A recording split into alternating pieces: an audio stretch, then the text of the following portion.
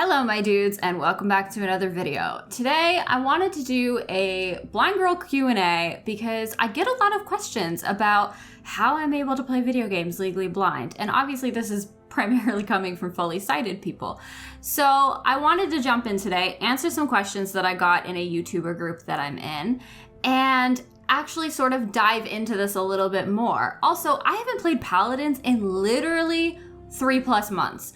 And I know they've changed some things, so I'm also gonna play Paladins today, and I'm gonna see how awful I might be, or if I haven't lost my touch. So let's jump into it. All right, we are playing Onslaught, which is first team to 400 points wins, and I am playing as Ying, because healer is typically my strongest class. So let's jump into the questions. First couple of questions come from the YouTube channel Casio Logic, and they say, what games do you most like to play, is the first question. I think really, I'm a Nintendo junkie overall. I've been a Nintendo junkie since I was a kid. It's always just been my favorite system. And then going into now being somebody who's visually impaired, it makes it a lot easier playing Nintendo for the most part. Oh, see if I can remember the controls. Because it's just that everything's easier to see. Oh gosh, I have forgotten all of the controls to this game. Well, I just yeeted myself back to the point. So basically, Nintendo's just something I've always really loved, and as far as specific Nintendo games, I really loved Breath of the Wild. I really love stuff like Mario Kart, that's always really fun. What else? Animal Crossing, obviously. I don't even want to look at the amount of hours I have into Animal Crossing because it's obscene, that I know. I know I'm probably past the 300 mark at this point as far as hours go. Next question that Casio Logic asked is, what aspect about playing games do you enjoy the most? I just really love that you can immerse yourself into a different world. If you want to be an explorer on a grand adventure, you can be. If you want to be in a first-person shooter and fling magic, you can. You know, there's so many ways in which gaming can just change your world and can put you into a different place that is just so immersive and interesting. And that's just something that's always really appealed to me because realistically, who doesn't like to escape reality now and then, you know? The next question is from Zachary. How do you know where people are? Well, I mean, I can see them for the most part. I mean, Paladins here, this is where I kind of do better with Paladins, is my teammates are outlined in blue and the enemy teammates are outlined in yellow/red. I mean, it looks yellow in some aspects. That makes it pretty simple. I mean, if I'm able to see colors, so I can tell where the enemies are and I can tell where my teammates are. Next question Zachary asked is, how do you know your stats or perks? So that is entirely dependent on the game's UI. And some games are better at this than others. It really depends on the text size that the game is using, the UI size that the game is using, and I think games like Paladins I probably struggle with the most. The accessibility on Paladins does not exist really at all. And that's something that is definitely a struggle, but this is a game that I really enjoy and I have a lot of fun with, so I find ways to make it work. But I mean, I can get pretty close to the screen and I can still see what the UI is, what everything says, and then the Nintendo Switch, which is what I'm playing on currently, it has the zoom feature, which helps out a lot in being able to zoom in on things and see them a little bit better. Next question was Zachary. How do you know the objective? I mean, I follow what they tell me to do. Like I said, I can see. I just can't see well, is basically what it comes down to. I have 2200 visual acuity, so basically what that means is what a normal 20/20 sighted person could see at 200 feet, I have to be 20 feet away. And that was at my last exam over a year ago. Due to the pandemic, I haven't been able to get in and get my new exam done. So it feels like, I think it's worse at this point, but I don't know for sure until I actually go in. But I'm not fully blind. And I know there are fully blind people who can still play a fair amount of video games. I can't speak for them on what they can or can't do because I'm not fully blind, but I can say that it is 100% possible for me. All right, we are getting into the end game at this point of this match. We are down quite a bit, but we just managed to steal the point. Let's see if we can hold it for the remainder of the match. I'm gonna try and drop a lot of heals on my team, and they are coming for me, so I'm gonna blink out and hope that that saves me. Their Saris is a really high level and a really, really talented healer. She's great at her job. So she's gonna be my biggest match at this point, if I can find her. She's doing a good job of staying out of the way unless she needs to be in the line of fire. That's a sign of a good healer. But we are holding it pretty well at this point. We are almost tied. They haven't quite noticed I'm down here just yet. Got him. There is the Saris, and she's out. Gonna just try and drop more heals.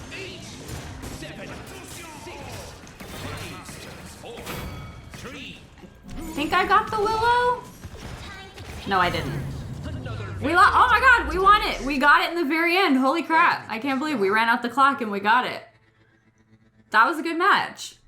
So I earned the title Mender out of this match. I don't really know what that is. I know this is part of the new system, so I'm not really sure how that pertains to me.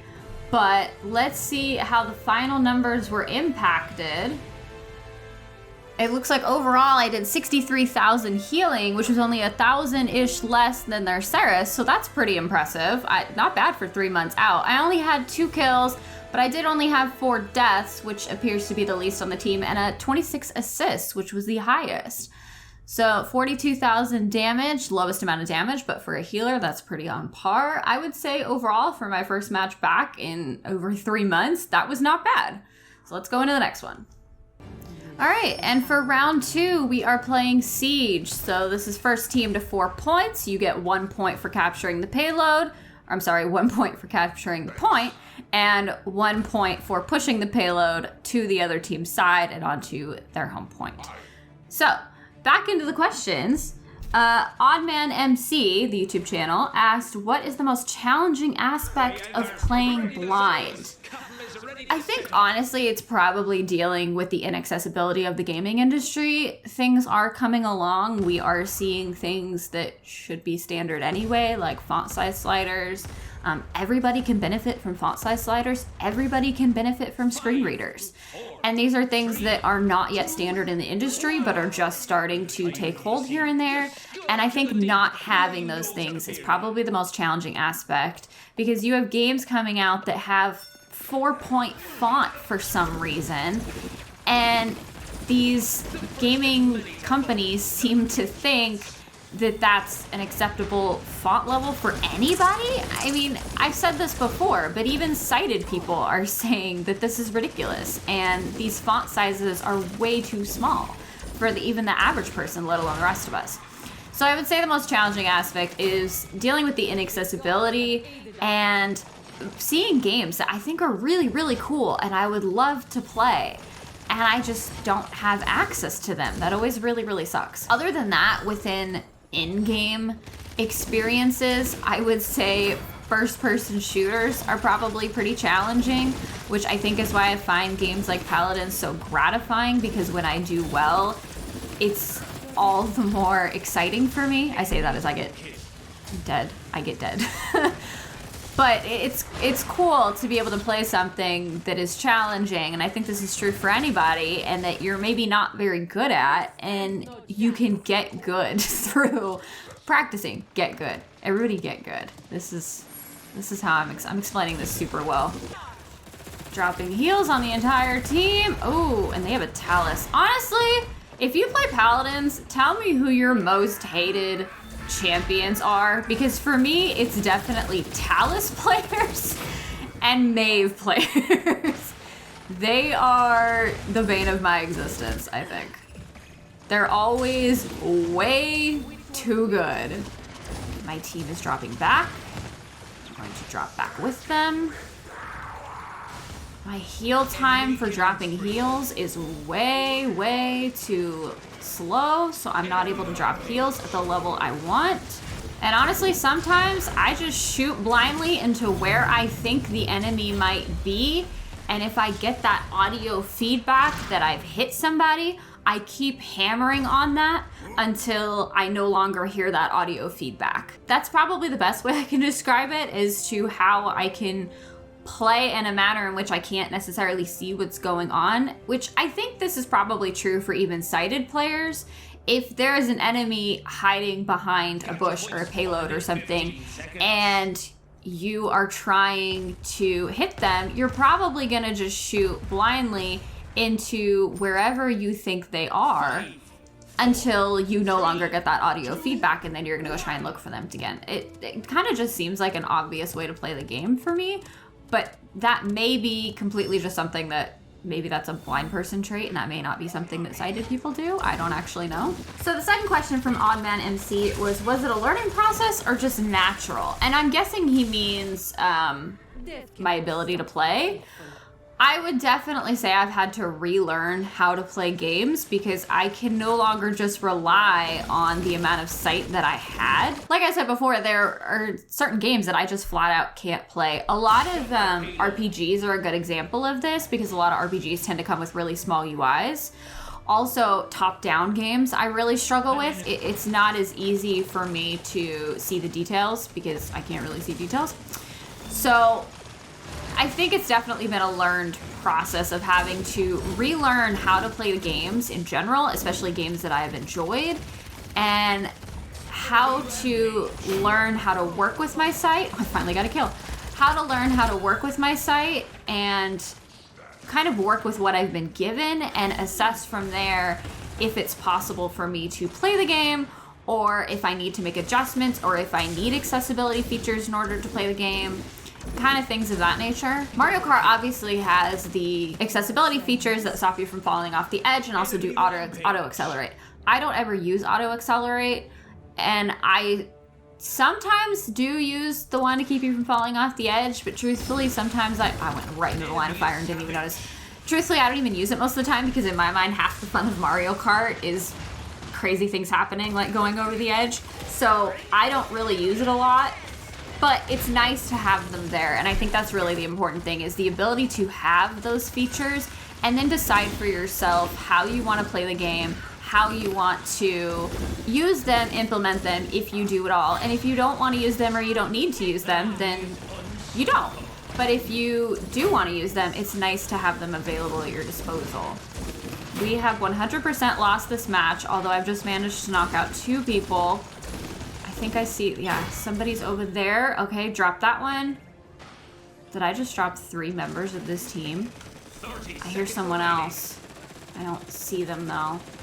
I'm going to cautiously drop down, and I'm gonna try and get some heals down on my team, because they have pushed back forward a bit. Somebody has found me. I'm gonna blink out. Yep, there is a Koga there. And we lost.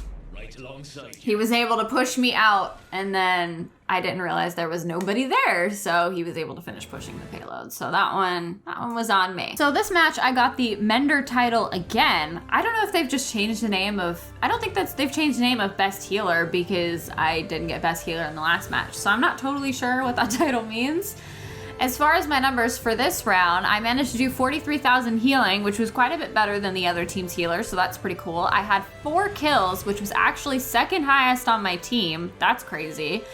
And 4 assists, which was the second highest on the team. 7 deaths, which was the second lowest. So I would say, actually, considering the circumstances of how bad we got ripped apart, I think I did pretty okay in that match. That wasn't a bad one. And for our final match, we are playing Siege once more. Rage Plays Minecraft asked, do you use any specialist equipment?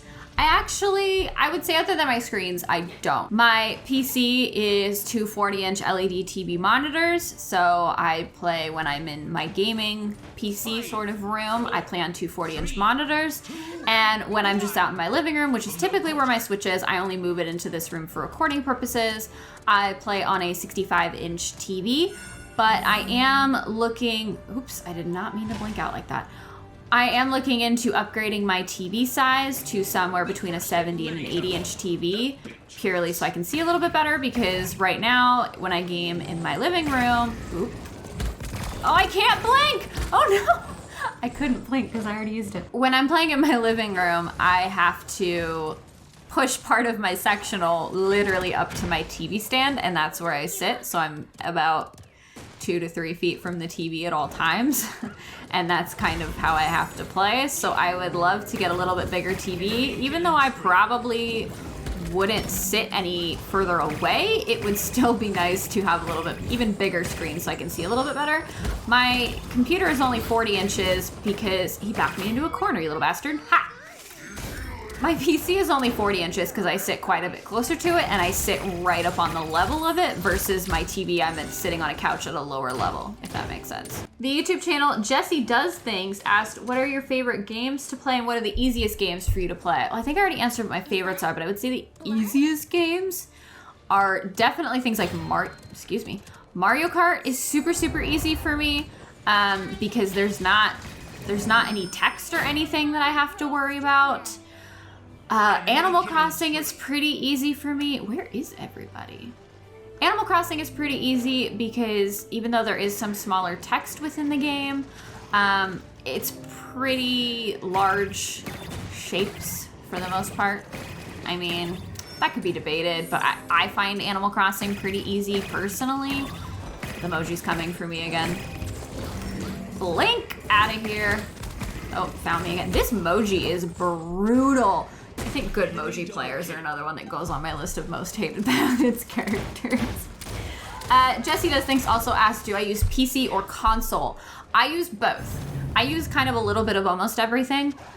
Mainly, I'm a Switch player just because that's the console I feel most comfortable with.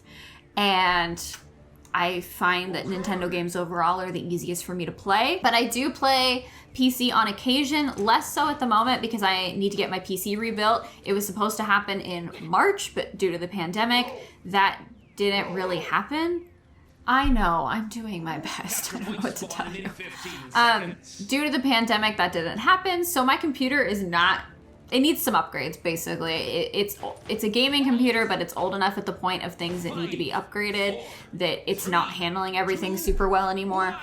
So that's something that's on my list to do, and then I'll probably play more PC games. I do have an Xbox, but truthfully, I haven't played it in over a year. I just found that a lot of Xbox games were a huge struggle for me. He ate me. He ate me.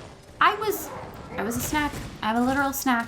And then PS4, I haven't played a PlayStation game since I think the PlayStation 2. We have a PS4 in the house. I just don't have any games for it, and I don't play it. It's, oh, we're playing dirty. Come on. Yes, suck it, Moji. I'm getting there. I kind of was having a fight for my life here. So anyway, I actually was just saying the other day that I need to look into getting some PlayStation games. If you have any really good recommendations for accessible PlayStation games, drop them in the comments below, because that's a console that I literally have not explored since I was a kid, and I think it would be fun to get back into it considering I actually have one in my house and I just don't play it. Where is everybody? Okay, they're back here. If this Moji comes after me again, I'm gonna scream. I'm gonna start so many fires. Oh my god, I am like literally surrounded on all sides. Where? Dropping heals. Come on. Drop a heal. There we go. Reloading. Dropping a heal. There is someone behind that payload. Got him. There is someone else over there.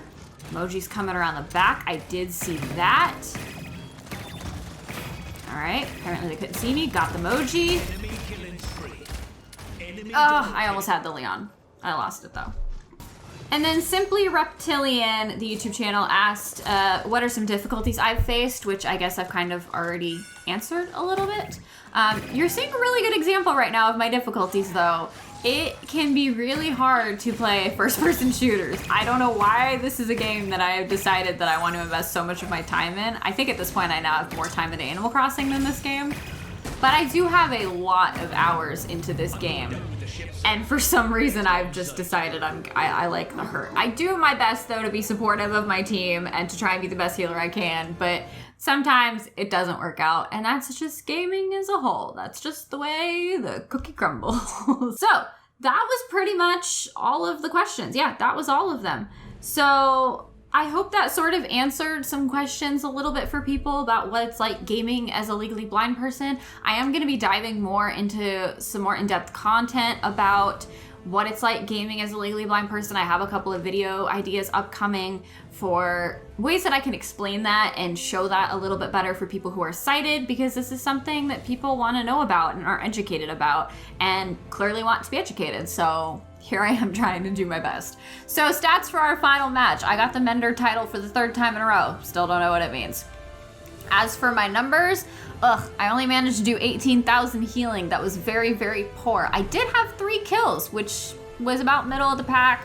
4 assists, was actually tied for the best of the game. And 22,000 damage, which was about middle of the pack as well. I wasn't able to drop heals that well. I had a hard time keeping track of my team this match. Everybody seemed to be kind of scattered to the winds, and I kept getting sucked into the chaos of the other team, and that Moji was really, really good. As a matter of fact, that Moji, yeah, 14 kills, 41,000 damage. They were good at their job.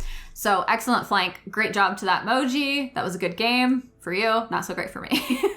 So anyway, I hope you guys enjoyed this video. I hope this helped answer some questions for you. If you are a sighted person who is curious how blind people play video games, I hope this was a little bit insightful for you. Make sure you subscribe, because there is going to be more content upcoming that is going to be educating people about my experience as a legally blind gamer. Obviously, I don't speak for all blind gamers. All of us are different. We have our own experiences, strengths, and weaknesses, but this has been my experience, so I hope this helped you.